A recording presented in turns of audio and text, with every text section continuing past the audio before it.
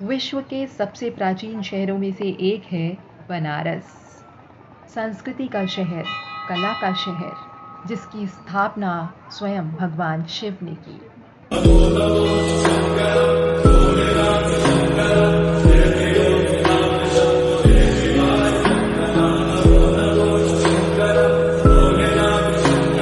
गंगा नदी के तट के किनारे बसा शहर बनारस, जहाँ पे गंगा के किनारे 88 घाट हैं और जिनमें से कुछ घाट तो बहुत ही सुंदर हैं और जिन्हें आपको ज़रूर घूमना चाहिए। उनमें से दशाश्वमेध घाट की गंगा आरती, जो पूरी दुनिया में प्रसिद्ध है, वो ज़रूर देखनी चाहिए आपको। और शाम को 7 बजे ये आरती गर्मी के मौसम में होती है, तो उसका आनंद ज़रूर लेना चाहिए।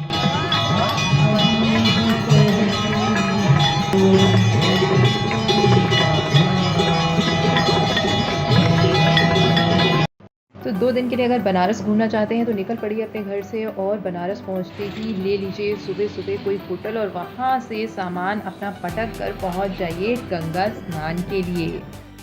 और गंगा स्नान के बाद सबसे पहले दर्शन कीजिए काशी विश्वनाथ के। और इस वीडियो को आखिरी तक देखते रहें, क्योंकि मैं आपको बताऊंगी कुछ ऐसी बातें जो कोई भी आपको नहीं बताएगा कि कैसे आप 50 रुपए में बनारस घूमें।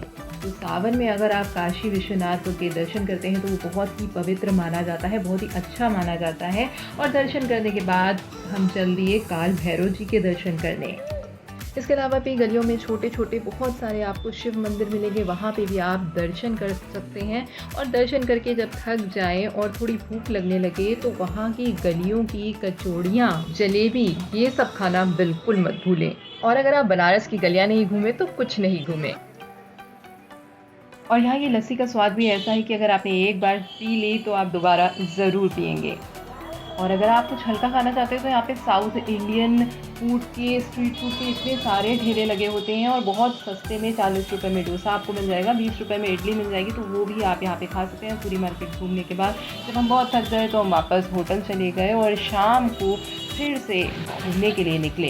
गर्मियों के मौसम में वैसे तो मलइयो मिलना मुश्किल है, लेकिन यहाँ पर कुछ शॉप्स पे इस टाइम में भी मलइयो मिल रहा था, तो उसका भी स्वाद आप ले सकते हैं। और फिर चल पड़ते हैं हम गंगा जी की तरफ। और सावन में बारिश ना हो ऐसा तो हो ही नहीं सकता।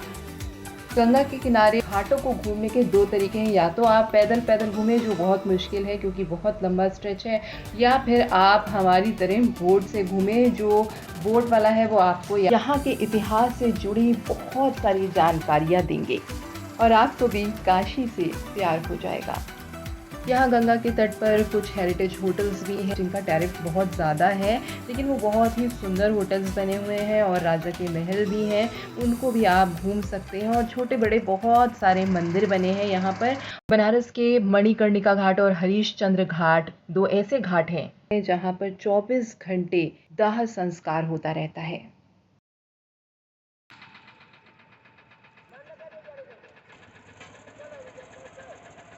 सावन में गंगा अपने पूरे वेग के साथ यहाँ पर बहती हैं। और काशी आए और अपने साथ यादों के लिए तस्वीरें ना लेके जाएं, ऐसा तो हो नहीं सकता, इसलिए हमने भी थोड़ी सी तस्वीरें खींच ली। और धीरे धीरे शाम ढलने लगी और समय हो गया था गंगा आरती का। बनारस में आए और गंगा आरती में शामिल होना, उसका आनंद लेना तो बेहद ज़रूरी है। यही पढ़ने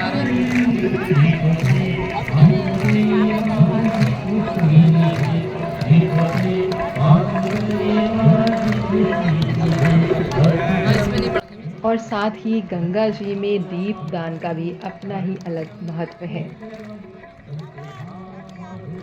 इसके साथ ही आप घाटों पर बने हुए मंदिरों में भी घूम सकते हैं, जो बहुत सुंदर सुंदर मंदिर बने हुए हैं। और रात के समय गंगा जी के पास बैठने का, वहाँ पे शांति में बैठने का अपना ही अलग एक आनंद है। साथ ही घाट पे बिकने वाली लेमन टी का टेस्ट ज़रूर लीजिएगा, बहुत टेस्टी होती है ये चाय और हजमोला वाला टेस्ट आता है इससे। इट्स वेरी नाइस, बहुत बढ़िया है। दूसरे दिन सुबह फिर से गंगा स्नान करके और फिर से कुछ फोटोग्राफी करके थोड़ी सी पेट पूजा की हमने और हम निकल गए स्कूटी रेंट पे लेने के लिए।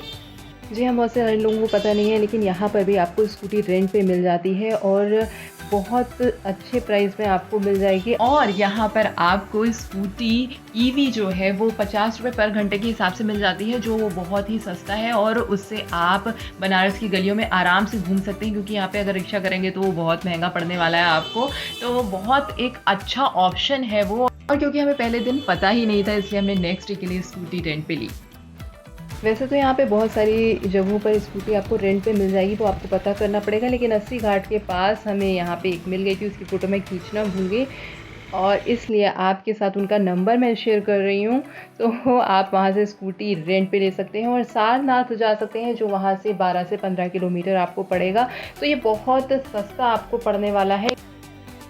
सारनाथ पहुंचते ही सबसे पहले हम कंबोडियन बौद्ध मंदिर गए, जहां हमें एक गाइड मिला और जिसने हमें सारे मंदिर घुमाए और उसने 100 रुपीज़ हमसे चार्ज किए, जिसमें आपको 2 से 3 घंटे का समय लग सकता है। और ये है श्रीलंकाई बौद्ध मंदिर। यहाँ पर आपको बहुत अच्छा लगेगा, बहुत शांति है, आसपास बहुत हरियाली है यहाँ पर।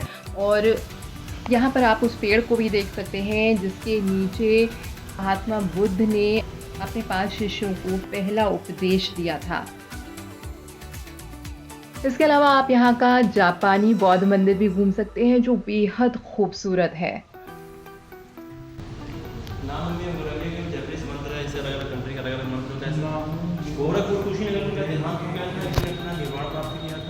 तो इसलिए इसको बोलते स्लीपिंग बुद्ध था। सिद्ध पुरुष के 3 दर्शन होते हैं, हाथ लंबे घुटने तक है, कान लंबे हैं और नाक लंबे हैं। इनके सर पे बाल नहीं है, वो स्नेल है, ढूंढे हैं जो उनको ठंडा करने के लिए चिपक गए। अच्छा हाँ, उस वो तो मर गए, ये ठीक है। काल चक्र दिखा था इनके पैर के पीछे, हाथ के नीचे।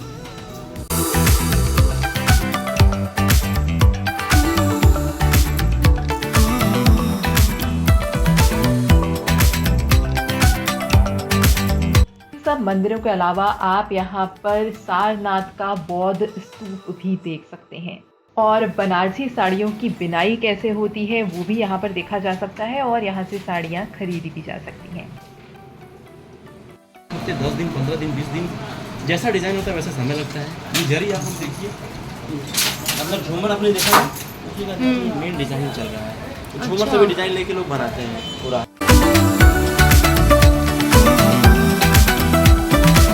और जब आप घूम घाम के फ़ोटोग्राफी करके थक जाएं तो समय हो जाता है अब खाना खाने का। तो हम वापस आ गए गंगा किनारे और वहाँ पर हमने लोगों से बात करके खाने फेमस खाने के बारे में पूछा। तो हमें किसी ने बताया कि आप केसरिया थाल ज़रूर ट्राई कीजिए, और केसरिया थाल के नाम से एक पूरा रेस्टोरेंट बना हुआ है। लेकिन हम बहुत थक चुके थे तो वहाँ से हमने खाना पैक कराया और हम आ गए होटल आके हमने खाना खाया, जो बहुत ज़्यादा था। हमने सिंगल प्लेट ली थी, लेकिन ये हम दोनों के लिए काफ़ी थी। और आप चाहें तो अनलिमिटेड थाली ले सकते हैं, जो 399 की इनकी होती है, और वहीं पे बैठ के आप इसका आनंद ले सकते हैं। शाम के समय एक बार फिर हम निकल पड़े दुर्गा मंदिर, जो बहुत ही सुंदर और बहुत ही फेमस मंदिर है। और किसी भी मंदिर में कैमरा अलाउ नहीं था, इसलिए हम मंदिर के अंदर आपको नहीं ले जा सकते। लेकिन यहाँ की रौनक और यहाँ का मेला बहुत अच्छा लग रहा था। वापसी में एक बार फिर बनारस के बहुत ही टेस्टी समोसे और चाय पीने के बाद हम पहुँच गए 80 घाट।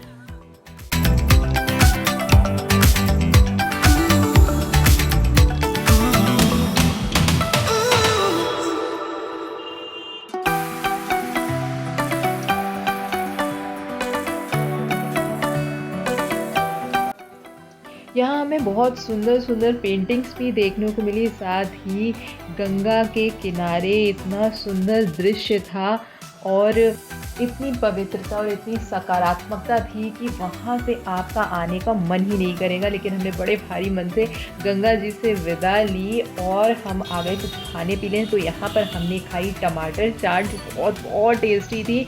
और बनारस का पान खाए बिना तो हमें वहाँ से निकलना ही नहीं था। तो हमने चाट खाने के बाद बनारस का पान भी खाया और बनारस को अलविदा कहा। तो कैसा लगा आज का ये ब्लॉग, हमें कमेंट करके ज़रूर बताइएगा। हर हर महादेव। छल कपट आदि कसम राख कर सब तन जला दी, चरण शरण में भगत सुबोला मेरे मन में वास कर। बड़ा दे बला भी कतापी अहंकार ना, आदि बड़े प्रतापी भरम बने ना। तू ही है एका, तू ही रचेता, स्वामी विनाश सारी आप ही बट स्वांग रच जो कभी मचलता